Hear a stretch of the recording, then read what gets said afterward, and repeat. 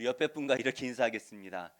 성도님을 뵈니 천국에 온 것 같습니다. 네, 네, 아유, 다들 반갑습니다. 이사님, 권사님, 아유, 다들 평안하시죠? 네, 조금 전까지만 해도 제가 좀 몸이 좀 이상해가지고 걱정을 했는데 성도님들 이렇게 표정을 뵈니까 힘이 납니다. 하나님께서 이곳에 임재하시고 또 우리에게 말씀하실 줄 믿습니다. 하나님 말씀을 들어보면, 성경 말씀을 보면 너무 좋은, 특히 예수님께서 이 땅에 오셔서 우리에게 주시는 말씀들, 또 선지서들을 보면 뭐 부정적이고 좀 침울한 말씀도 많지만 뒤에 희망적인 말씀들을 주시잖아요. 그죠? 우리가 묵상해 봤지만 우리가 영원히 살아갈 하나님 나라가 얼마나 좋은 곳인지, 그 천국이 얼마나 아름다운 곳인지, 특별히 우리가 출애굽기 말씀을 묵상하면서 성막을 배우면서 와, 우리가 살아갈 그 하나님 나라가 얼마나 좋은 곳인지 묵상했잖아요. 기억 안 나시는 건 괜찮아요. 정상입니다. 나만 그런가? 아니에요. 다 똑같아요. 너무 좋은 곳이에요. 그런데 막상 우리가 이 세상에 살아가며 고난을 마주할 때에 그 하나님과 내가 무슨 상관이 있나라는 그런 생각을 할 때가 있다라는 거예요. 교회 와서 하나님 말씀을 들으면 너무 좋지만 이 하나님 말씀과 내 삶이 도대체 무슨 상관인가? 상관없어 보여요. 제가 요즘에 그 존 스토트 목사님이라는, 어떻게 보면 현대 교회에 목사님들께 많은 영향을 미친 한 목사님이 계셔요. 장단점이 있는데 어찌되든 그분이 쓴 현대 교회와 설교라는 책을 요즘 제가 읽었는데요. 거기에 보니까 이분이 청년 두 명을 만났는데 이 두 명의 청년이 동일하게 하는 말이 있다는 거예요. 뭐냐면, 목사님, 이 하나님 말씀이 우린 진리로 믿잖아요. 그죠? 근데 요즘 청년들은 이게 진리인지 아닌지 관심이 없다는 거예요. 목사님, 저희는 그 관심 없어요. 이게 진리든 아니든 그 관심 없어요. 우리는 이게 진리라고 막 외치고 막 이렇게 요구하는데 그들은 전혀 관심이 없다는 거예요. 왜냐하면 지금 이 세상을 살아가고 있는 나에게 이 말씀이 도대체 무슨 의미가 있느냐, 그게 관심이 있지, 이게 하나님 말씀인데 2000년 전에 예수님이 오셔서 돌아가신 게 도대체 나랑 무슨 상관입니까? 아무 연관성이 없어 보인다라는 것이죠. 하나님 나라가 우리에게 그렇게 느껴질 수가 있을 것 같아요. 하나님 나라는 저 멀리 있는 것이고 지금 이 땅에서 힘들게 살고 있는 우리와는 전혀 상관이 없어 보이는 것 같아요. 특히나 지금 대한민국을 살고 있는 청년들이 참 힘든 시기를 살고 있어요. 우리 어른 세대만 해도, 저보다 한 10년 앞에 선배들만 해도 그래도 대학 나오고 그 뭐 대학 안 나와도 어디 딴 데 가서 취업해서 한 군데 오랫동안 일하면은 그래도 다 안정적으로 살 수 있고 집도 살 수 있는 시대였잖아요. 지금은 그런가요? 그렇지 않아요. 평생을 돈을 모아서 집을 살 수 없는 그러한 시대를 우리 청년들이 살아가고 있는 거예요. 그런 현실적인 문제들 앞에 어떻게 보면은 포기하며 살아가는 그 청년들이 향해서 예수 믿으라고 하는 그 말이 그들에게는 좀 사치처럼 느껴질 수 있다라는 것이죠. 그런데 우리만 이런 고난의 세상을 살아가는 건 아닙니다. 나만 힘든가? 아니에요. 다 힘든 시대를 살고 있어요. 나름대로 다 다른 문제들로 고난 가운데 살아가고 있습니다. 예수님도 고난을 받으셨어요. 우리가 이미 주일학교 때 다 한 번쯤 들어봤을 예수님의 3번의 시험을 우리가 함께 묵상할 텐데요. 이 예수님의 시험을 보면 아담이 받았던 그 유혹과 비슷한 것 같습니다. 당장 눈앞에 보여요. 손만 뻗으면 그것을 잡을 수 있어요. 선악과가 눈앞에 있잖아요.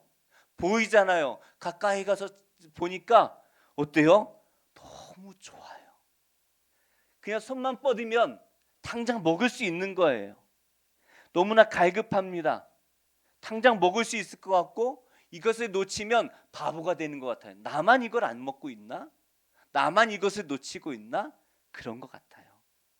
그래서 아담이 받은 건 유혹이고 예수님은 시험을 받으셨는데 유혹과 시험이 달라 보여요. 그죠? 유혹은 뭔가 이렇게 하는 것 같고 시험은 넘어뜨리는 것 같고 다른 것 같은데 좀 비슷해 보여요. 그죠? 그래서 본질적으로 보면 같은 거예요. 유혹이나 시험이나 또 성도들에게 찾아오는 이 고난, 이것들은 본질적으로 같은 거예요. 그 우리가 이 예수님께서 이 시험을 어떻게 이기셨나라는 것을 우리가 묵상하면서 우리도 어떻게 이 고난의 세상을 이겨낼 수 있는지 우리가 함께 묵상하기 원합니다. 우리가 4장의 말씀을 읽었는데요.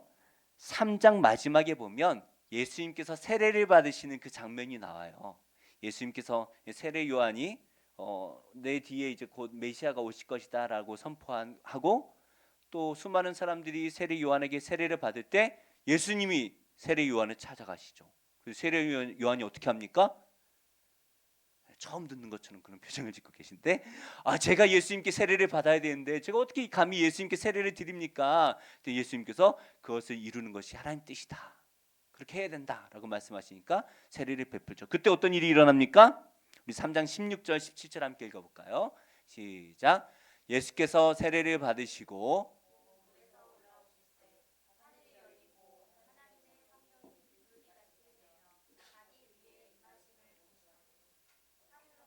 소리가 있어 말씀하시되 이는 내 사랑하는 아들이요 내 기뻐하는 자라 하시니라. 아멘.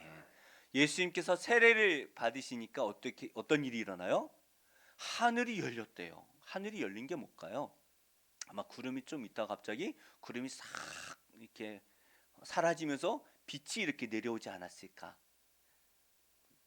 뭐 안 봤으니까 잘 모르겠지만 추정해 보는 거예요. 그죠? 네, 보면서 볼까요? 그리고 하나님의 성령이 비둘기와 같은 모습으로 예수님 위에 임하시는 게 그곳에 있는 모든 사람들에게 다 보였다는 거예요. 어떻게 임했을까요? 잘 모르겠어요. 저도 안 봐서 모르겠지만 아마 영적인 체험을 하신 분들은 보신 분들도 계실 것 같긴 합니다. 그죠? 어찌됐든 하늘에서 성령이 비둘기와 같은 모습으로 예수님 위에 막 임하시는 거예요. 그리고는 그 열려있는 하늘에서 하나님의 음성이 들리죠. 이는 내 사랑하는 아들이요 내 기뻐하는 자라. 이 말씀 16절과 17절 말씀을 보면 삼위의 하나님이 한 자리에 다 나타나시죠. 그죠? 성자 예수님께서 세례를 받고 계시고 성령 하나님이 비둘기와 같이 임하시고 성부 하나님의 음성이 하늘에서 들리죠. 얼마나 영광스러운 모습입니까? 저도 중학교 2학년 때 세례를 받았는데 이때 금식하면서 준비할 때에 그런 기대를 했어요. 세례를 받을 때 금식하면서 준비했으니까 하늘이 열리고 막 이 정도는 아니더라도 뭔가 엄청나게 막 영광스러운 막 이런 은혜가 있을 줄 알았어요.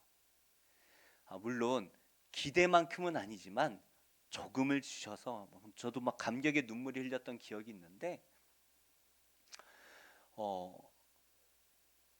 예수님께서 이런 영광스러운 모습으로 세례를 받으셨으니 얼마나 대단해요. 자, 이 영광스러운 장면, 특별히 하나님 아버지께서 이 예수님을 내 사랑하는 아들이라고 메시아라고 선포하셨으니까 이 다음에 예수님은 이 세례 받는 이 강에서 요단강에서 나와서 다음에 어디로 가셔야 될까요? 어디로 가시면 좋을 것 같아요? 생각해 보세요. 예수님께서 많은 그곳에 아마 수백 명, 수천 명이 모였을지 모르겠어요. 그 많은 사람들이 보는 앞에서 이는 내 사랑하는 아들이다. 내가 보낸 메시아다라고 선포하셨을 때 예수님이 그곳에 나와서 어디로 가시면 좋을까요? 저라면 예수님이 예루살렘 성으로 올라가시면 좋을 것 같아요.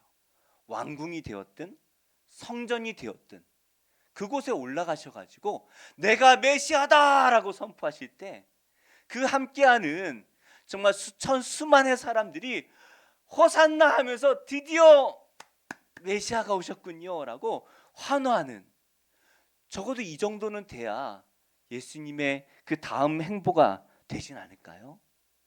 아마도 이곳에 모인 사람들이 그걸 기대했을 것 같아요. 예수님께서 오병이어 사건을 행하셨지 않습니까? 그곳에 몇천 명이 모였어요? 오병이어 떡 5개와 물고기 2마리로 몇 명을 먹이셨죠? 5천 명을. 제가 잘못 알고 있나요? 예. 아닌 것처럼 이렇게 저를 바라보고 계신데, 예. 제가 지금 머리가 정지되어 있는 상태예요. 예, 뭔가 컨디션이 이상합니다. 예, 아무튼 5천 명을 먹이시고 아마 어린아이와 어른까지 하면은 수만 명을 먹이셨을 거예요. 그랬더니 그 자리에서 예수님의 그 떡과 물고기를 먹었던 사람들이 그 다음에 어떻게 하는지 알아요?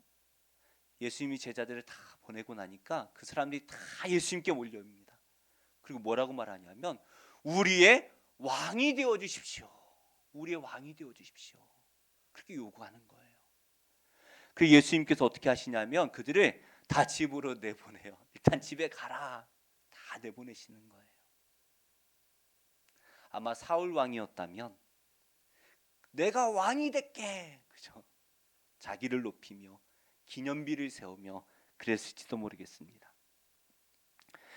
그런데 이 영광의 자리, 예수님께서 세례를 받으시고 하늘이 열리고 성령이 임하시는 그 모든 것을 그곳에 함께하는 많은 사람들이 보았던 그 영광의 자리가 끝나자마자 성령님께서 예수님을 어디로 데려가시나요? 광야로 데려가시는 거예요. 영광의 자리, 왕궁으로 데려가시는 게 아니라 성전으로 데리고 가시는 게 아니라 어디로요? 광야로 데려가시는 거예요. 그리고는 그 광야에서 무엇을 하게 하셔요? 기도하게 하시죠. 광야라는 이름 자체가 상징하는 바가 큽니다. 광야하면 뭐가 먼저 생각나셔요? 광야 사막 같은 거.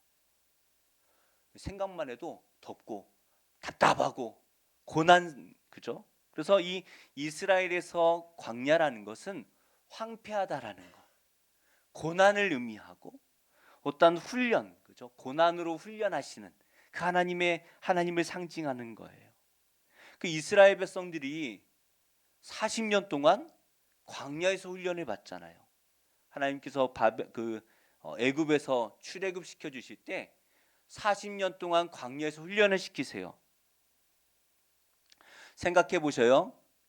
하나님께서 몇백 년 만에 나타나셔서 내가 너희의 하나님이야. 너희 조상 아브라함과 이삭과 야곱의 하나님이야. 내가 너희 조상들에게 했던 그 약속을 내가 이제 지켜서 너희들이 큰 민족을 이루게 해주겠다라고 말씀하시면서 어떻게 하셔요? 10가지 재앙을 통하여 애굽의 재앙을 다 내리시면서 내가 참 하나님이야, 내가 이스라엘과 함께하는 능력의 하나님, 권능의 하나님이야 라는 것을 말씀하시고 홍해가 갈라지는 사건을 보여주시고 그 홍해 안에 누가 죽어요? 애굽의 군사들이 다 매몰되는 사건을 보여주신 그 하나님께서 이제 너희는 나만 믿으면 돼 라고 말씀하시는 거잖아요. 그런데 그 하나님께서 그 백성된 이스라엘, 이제 우리도 하나님이 생겼어 라고 기대하고 희망찬 이스라엘 백성들을 어디로 데려가시는 거예요? 광야로 데려가시는 거예요. 광야로. 저라면 이게 뭔가 싶을 것 같아요. 아니, 하나님께서 우리를 구원해 주신다면서, 우리를 영광의 자녀로, 예수 믿고 하나님의 자녀라고 우리를 영광스러운 옷을 입혀주셨다고 너무나 존귀한 자녀라고 말씀하시는데 왜 나를 광야로 데려가시지? 저는 불평할 것 같아요. 이스라엘 백성들도 끊임없이 불평하지 않습니까? 하나님, 왜 우리에게 이런 고난을 주십니까? 우리 신명기 8장 2절 함께 읽어볼까요? 시작. 내 하나님 여호와께서 이 40년 동안에 내게 광야길을 걷게 하신 것을 기억하라. 이는 너를 낮추시며 너를 시험하사 내 마음이 어떠한지 그 명령 지키지 않는지 알려 하심이라. 아멘. 이 광야의 기간 하나님께서 왜 주신 거라고 말씀하시나요? 이스라엘 백성들이 하나님 앞에서 겸손하게 순종하게 하시는 기간이었다라는 거예요. 이 광야 기간 동안 이스라엘이 무엇을 훈련받냐 하면 하나님의 말씀으로 사는 것을 훈련받는 거예요. 광야에 먹을 게 있습니까? 없어요. 광야에 살 수가 없어요. 생물 자체가 살 수 없는 환경이에요. 그런데 어떻게 사는 거라고요? 하나님 말씀으로. 하나님께서 말씀하시는 것을 믿으면 하늘에서 만나가 내리고 메추라기가 내리고, 그렇죠? 하나님께서 또 뭘 말씀하셔요? 안식일 전날에 안식일까지 먹을 수 있는 2배의 양을 거두어라. 그 말씀을 믿고 그 전날 2배의 양을 거두어서 준비해 놓으면 되는 거예요. 그러면 다 먹고 살게 돼 있는 거예요. 그런데 어떻게 해요? 그 말씀을 믿지 못하고 다음날 만나가 내렸나 안 내렸나 안식일날 나가보다가 혼나는 거예요. 광야는 뭐예요? 하나님 말씀을 믿음으로 사는 훈련하는 기간이다. 주시면 감사함으로 받고 안 주시면 뭔가 뜻이 있겠지 하고 기다리는 그런 기간인 거예요. 예수님께서는 하나님께서 광야로 데려가셨던 이유를 분명하게 하셨습니다. 그래서 예수님께서 그 광야로 가시자마자 뭘 하셔요? 40일 동안 금식하시는 거예요. 금식이 뭘 하는 겁니까? 나의 육신의 정욕을 죽이고 내 안에 하나님의 말씀으로 사는 그 믿음을 채우는 기간이에요. 말씀으로 사는 기간이에요. 하나님만 믿고 하나님만 의지하며 삽니다. 주님만 바라보며 삽니다. 그래서 믿음으로 살아가는 기간이에요. 내가 죽고 예수로 사는 것, 그게 금식이에요. 아담이 눈에 보이는 선악과를 먹지 않았습니까? 얼마나 먹고 싶어요. 먹을 수밖에 없도록 보암직하고 먹음직하고 지혜롭게 할 만큼 탐스러웠어요. 어떻게 이걸 거절해요? 거절할 수가 없어요. 우리의 앞에도 선악과가 이렇게 있으면요, 우리가 먹을까요 안 먹을까요? 그거 자신하지 마세요. 우리도 똑같아요. 먹을 것 같아요. 그냥 눈 감고 이거 하나 먹으면 10억짜리 아파트 준다면 드시겠어요? 안 드시겠어요? 먹을 거예요. 이미 아파트를 가지고 계신 분은 안 그러시겠지만 저는 먹을 것 같아요. 그게 우리 인간이에요. 그래서 어떻게 해야 됩니까? 나를 죽이는 거예요. 죽이는 거예요. 예수님께서는 40일을 금식하심으로 자신을 죽이셨습니다. 의학적으로 40일을 금식하면 살 수 있습니까? 없습니까? 못 살아요. 의학적으로. 그것도 지금 광야잖아요. 최적의 조건에서 물만 마셔도요 40일을 못 살아요.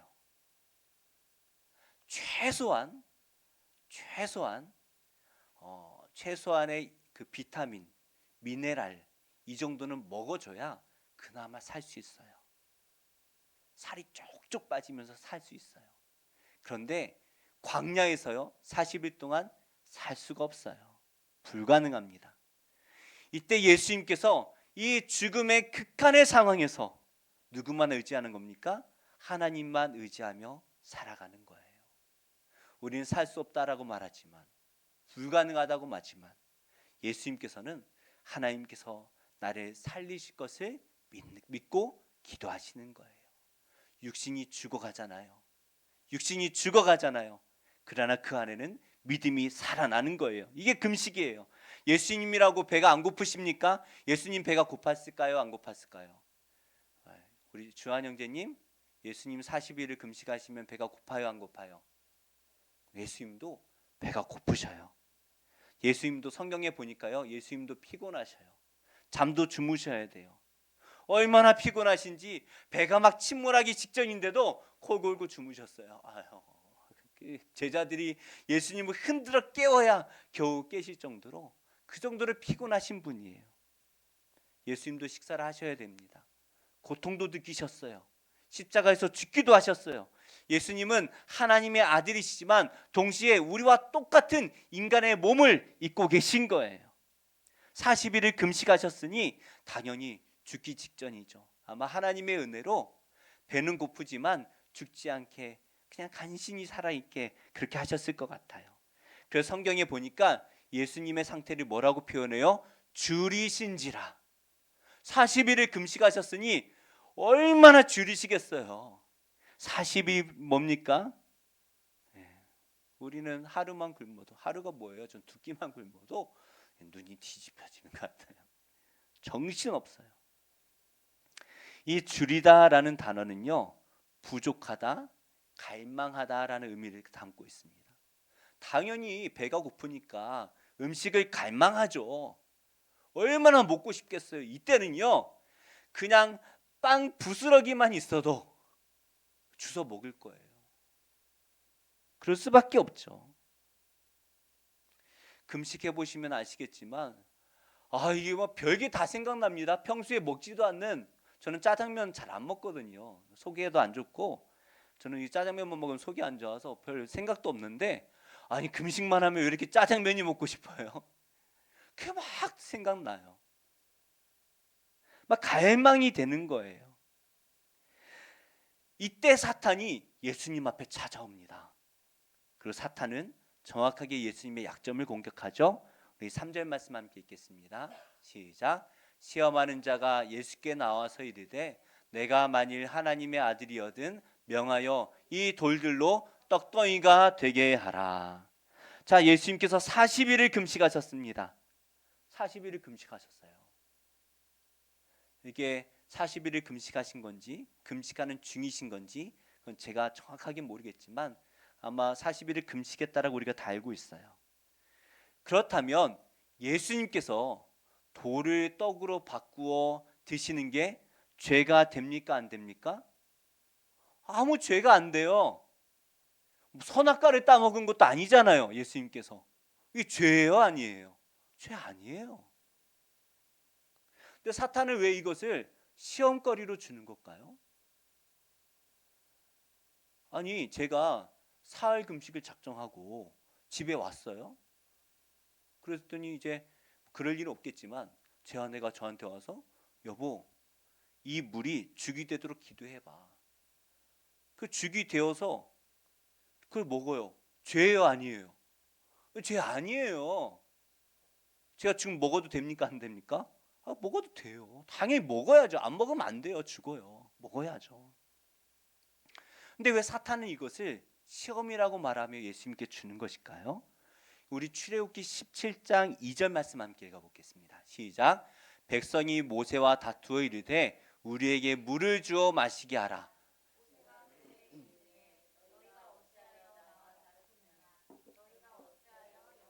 시험하느냐. 자, 이스라엘이 출애굽할 때 르비딤이라는 곳에 장막을 칩니다. 근데 그곳에 물이 없는 거예요. 그 목이 마르니까 물을 달라고 요구하는 게 잘못입니까? 잘못 아닙니까? 잘못 아니죠. 거기 이제 노인들도 있고 어린 아이들도 있고 임산부도 있을 거예요. 물 마셔야죠. 물 안 마시고 어떻게 살아요? 당연한 거예요. 그 물을 달라 요구하는 건 죄가 아닙니다. 그런데 이들이 어떻게 하고 있어요? 모세와 다투었다라고 말씀하고 있어요. 모세랑 싸웠다는 거예요. 물 줘! 하면서 싸웠다는 거예요.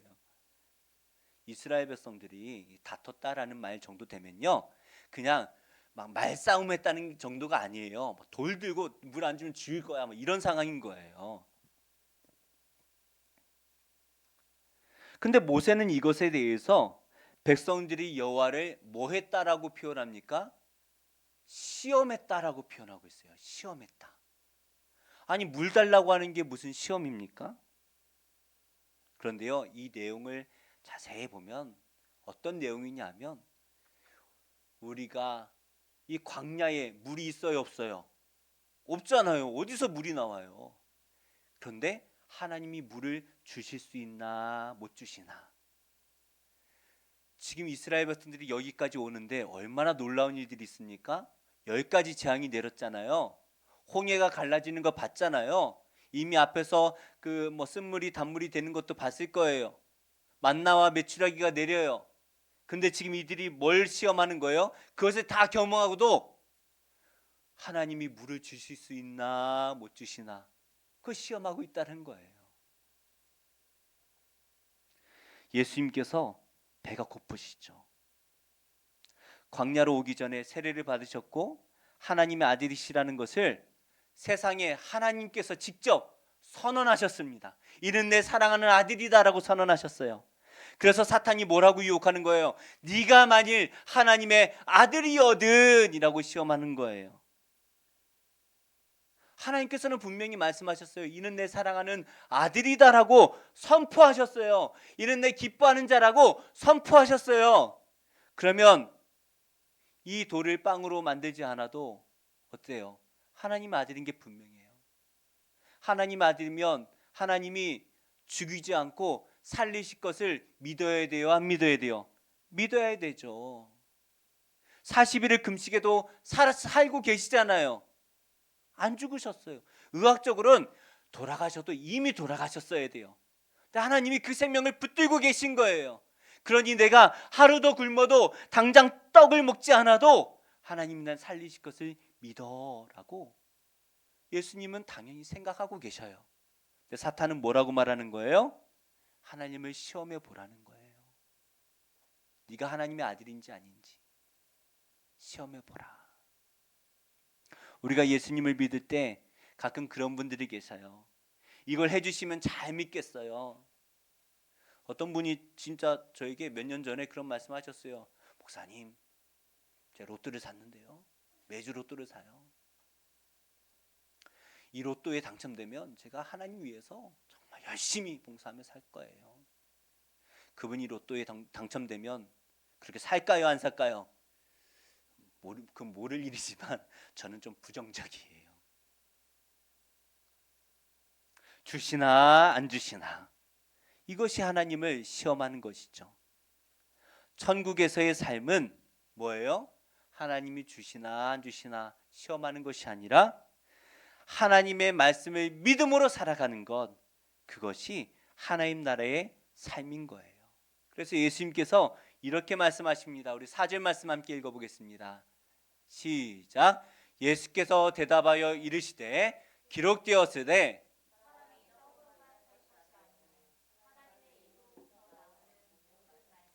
살 것이라 하였느니라 하시니 아멘. 우리가 사는 것은 떡에 있는 것이 아니라는 거예요. 뭐로 사는 거예요? 하나님의 말씀으로 살 줄 믿습니다. 이 믿음으로 사는 거예요. 오직 의인은 뭐로 산다고요? 믿음으로 말미암아 사는 것. 하나님이 나를 굶기시지 않을 것이다. 굶기시더라도 죽이지 않으실 것이다. 죽이시면 믿음으로 천국에 갈 것이다. 이것을 우리는 믿고 살아가는 거예요. 아이들이 뭘 먹을까, 무엇을 입을까 걱정하지 않습니다. 엄마가 나를 먹여주겠지. 엄마가 나를 입혀주겠지. 그 믿음 가지고 사는 거예요. 믿고 말고 할 것도 없어요. 그냥 주시는 거예요. 우리가 하나님의 자녀라는 것을 믿을 때에 그냥 그렇게 하는 거예요. 왜 오늘은 추울 것 같은데 반바지를 입히지? 고민할 필요가 없어요. 그냥 필요하니까 엄마가 아빠가 주는 거예요. 왜 이 맛없는 약을 꼭 먹으라고 하지? 필요하니까 주는 거예요. 우리 하나님께서 나에게 왜 이렇게 행하시나? 그냥 믿고 의지하며 살아갈 때, 그게 하나님 자녀의 삶이라는 것입니다. 예수님께서 이후에 두 시험 모두 무엇으로 이겨내시죠? 말씀으로 이겨내십니다. 그렇죠? 흔들리는 그 상황 속에서 말씀을 흔들고 또 세상 부귀영화로 그 예수님을 흔드는 상황 속에서 예수님은 오직 말씀으로 이겨내시는 거예요. 이 말씀이 뭡니까? 하나님께서 우리에게 주신 약속인 거죠. 약속. 천국은 누구의 것입니까? 이 하나님의 약속을 말씀으로 믿는 자가 누리는 거예요. 하나님의 말씀을 붙드는 자가 누리는 거예요. 우리 히브리서 11장 1절 2절 함께 읽겠습니다. 시작. 믿음은 바라는 것들의 실상이요 보이지 않는 것들의 증거니 선진들이 이로써 증거를 얻었느니라. 아멘. 우리가 현실의 고난을 겪을 때가 많습니다. 왜 현실의 고난이 없겠어요? 살면 고난이 많아요. 우리 학생들은 이제 시험, 그죠? 또 대학 진로의 문제들, 또 더 크면 취업의 문제들, 또 아이를 낳고 그 아이들의 문제들, 건강의 문제들, 또 재정의 문제들, 우리가 살아가면서 고난이 뭐 한두 개입니까? 한두 개가 아니에요. 말해 뭐 하겠어요, 그죠? 다 고난이죠. 그러나 이 모든 고난 속에서 우리는 하나님을 바라보아야 합니다. 하나님이 책임져 주시겠지. 우리가 믿음이 없을 때는 이 고난의 현실과 하나님의 나라가 참 먼 것 같아요. 저 안드로메다에 하나님 나라가 있는 것처럼 느껴져요. 그런데 그 멀리 있는 하나님 나라, 사실 멀리 있는 건 아니지만 멀리 있는 것처럼 느껴지는 하나님의 나라와 지금 이 고난의 상황 속에 살아가는 나와 이 먼 거리를 연결해주는 역할을 해주는 게 있어요. 그게 뭐냐 하면 딱 두 가지인데요. 하나는 하나님의 말씀이에요. 하나님께서는 하나님의 말씀으로 그 하나님의 나라를 우리에게 주고 계십니다. 하나님의 말씀으로 끊임없이 주고 계시는 거예요. 내가 너희와 함께하고 있어. 걱정하지 마. 너희 마음에 샬롬을 주고 있어. 평안을 주고 있어. 걱정하지 마. 너희 마음이 천국이 될 거야. 걱정하지 마라고 계속해서 우리에게 말씀을 주고 계셔요. 그 말씀을 주고 계신데 또 한 가지 연결해 주는 게 있어요. 뭐냐면 그 말씀을 믿는 우리의 믿음이에요. 우리가 믿음으로 그걸 붙들어야 되는 거예요. 사탄이 중간에 끼어들어서 아니야 아니야 아니야 라고 고난과 유혹과 핍박으로 우리의 눈을 가리고 있지만 그것을 이겨내고 우리는 그 하나님의 말씀을 끊임없이 붙들어야 되는 거예요. 그럼 저 멀리 안드로메다에 있는 것 같은 하나님의 나라가요, 붙들고 하다 보면 눈앞이 보이고 그것이 내 마음에 들어오는 거예요. 그리고 그것을 미리 경험할 수 있는 것이 뭐라고 말했죠? 하나님 나라를 미리 경험하는 곳이 바로 예배인 줄 믿습니다. 그래서 오늘 우리는 지금은 하나님 나라를 경험하는 거예요. 저는 지금 설교를 통하여 우리 성도님들께 설명을 드리고 이해를 시켜드리고 믿으시라고 이렇게 말씀을 드리지만 하나님 나라에서는 하나님께서 그 하나님 주변에 있는 그룹들이 그죠? 선포하는 그 내용이 설교인 거예요. 굳이 구구절절 설명하지 않아도 다 깨닫게 되고 그죠? 믿고 받아들이게 되고 그래서 우리도 모르게 우리가 자연스럽게 탄식처럼 와 감사합니다 라고 선포되는 게 뭐예요? 구원하심이 보좌에 앉으신 우리 하나님과 어린 양께 있습니다 라고 찬양하게 되는 거예요. 그래서 이 예배가 뭡니까? 하나님 나라를 미리 경험하는 것이죠. 그래서 우리는 이 예배를 통하여 하나님 나라에서 누릴 영원한 기쁨을 볼 수가 있어야 되고 그 하나님 나라가 얼마나 좋은 것인지 어떻게 할 수가 있어요? 우리 교회가 보여줘야 되는 거예요. 우리 교회가 우리 하나님의 말씀을 중심으로 예수 그리스도를 중심으로 서로 사랑하고 서로 교제를 나누고 먹고 마시면서 하하호호하면서 즐기면서 이 세상의 것들을 믿음 안에서 누리면서 교회가 그렇게 살아갈 때 세상 사람들이 이 교회를 보며 야 교회 다니는 사람들 보니까 진짜 저기는 천국 같아. 안양 좋은 교회는 천국 같아. 이런 것을 보여줘야 한다라는 것이죠. 오늘 말씀을 보니까 세 가지 유혹이 나와요. 배고픔, 고픈 걸 어떻게 참아요, 그죠? 배고픔. 또 명예, 네가 하나님의 아들이거든 뛰어내리라. 하나님께서 말씀하신 시편에 말씀하신 것처럼 천사들을 통하여 너의 발을 받쳐줄 것이다. 얼마나 영광스러운 거예요. 그 명예, 그리고 세상의 부귀영화, 이 세 가지 유혹으로 예수님을 유혹합니다. 그런데 이 세 가지 유혹은 이 세상을 살아가는 우리 앞에 다양한 모습으로 찾아오죠. 다양한 모습으로. 아침에 교회 가려고 성경책을 주섬주섬 싸고 이제 교회 가야지 하는데 그저 남편이 또 자식들이 그저 속을 다 긁어놓으면 에이 내가 교회 가서 뭐해. 그죠? 그런 생각이 들 때가 있는 거예요. 그런 분이 안 계시겠지만 들었어요. 제가 다른 교회에서 그런 분들을 들었어요. 남편이 속을 팍팍 긁어 나가지고 성경 들고 나오다가 못 나왔어요. 그런 분이 계시더라고요.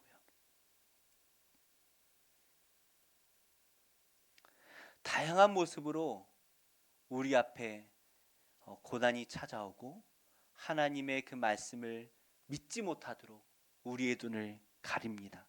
지금 가장 고민하고 계신 것이 무엇인가요? 저도 목회자이기 때문에 이런저런 고민들이 참 많죠. 그죠? 참 많아요. 특별히 요즘 참 전도하기 힘들다라는 말이 있는데 전도하기 힘든 게 아니라 제가 부족하다라는 느낌이 계속 들어요.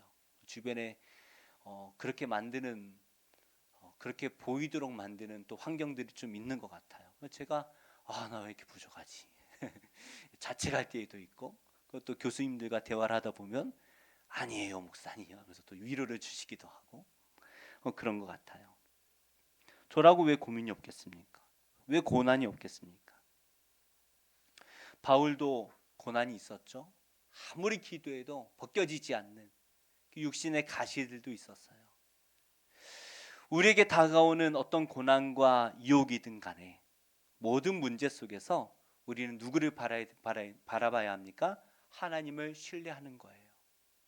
저도 한없이 작아지고 힘이 들 때에 기도하면 하나님께서 제 마음에 믿음을 주시고 평안을 주시고 또 주변의 목사님들을 통하여 말씀해 주시기도 하고 제 마음에 성령께서 말씀도 주시는 거예요.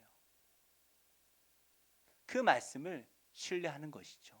이게 의인은 뭘로 산다고요? 믿음으로 말미암아 사는 것인 줄 믿습니다. 우리 고린도후서 4장 17, 18절 함께 읽어볼까요? 시작. 우리가 잠시 받는 환난에 경한 것이 지극히 크고 영원한 영광에 중한 것을 우리에게 이루게 하매니 우리가 주목하는 것은 보이는 것이 아니요 보이지 않는 것이니 보이는 것은 잠깐이요 보이지 않는 것은 영원함이라. 할렐루야. 바울은 이 고린도 교회 성도들에게 우리가 주목하고 있는 것이 있다라고 말해요. 18절에 우리가 주목하는 것은 뭐라고요? 보이는 것이 아니라는 거예요. 보이는 것은 우리 앞에 놓여진 고난의 현실이에요. 고난의 현실. 그러나 우리는 뭘 보고 있어요? 보이지 않는 것을 주목하고 있다는 거예요. 하나님 나라를 주목하고 있다는 거예요. 그리고 이 고린도 교회가 이 하나님 나라의 모습을 갖추도록 힘쓰라고 권면합니다. 어떻게 이룰 수 있습니까? 이 세상의 떡을 의지하는 것이 아니라 하나님의 말씀을 의지할 때 이것이 교회 가운데 이루어진다라는 것이죠. 이 말씀을 붙드는 방법은 기도입니다. 예수님께서도 고난 앞에 40일을 금식하셨어요.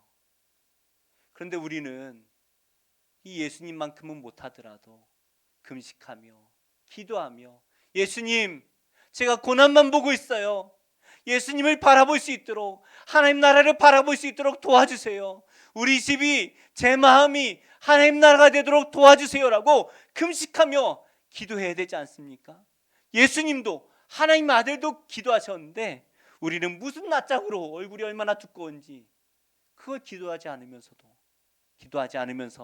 왜 나는 하나님 나라를 누리지 못하지? 왜 하나님 나라가 이루어지지 않지? 왜 우리는 그런 말을 할 수가 있겠습니까?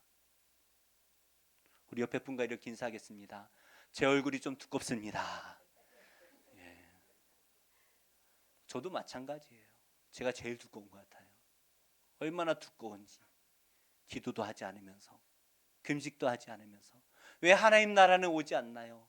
이 모습이야말로 하나님을 시험하는 이스라엘 백성들과 같진 않습니까?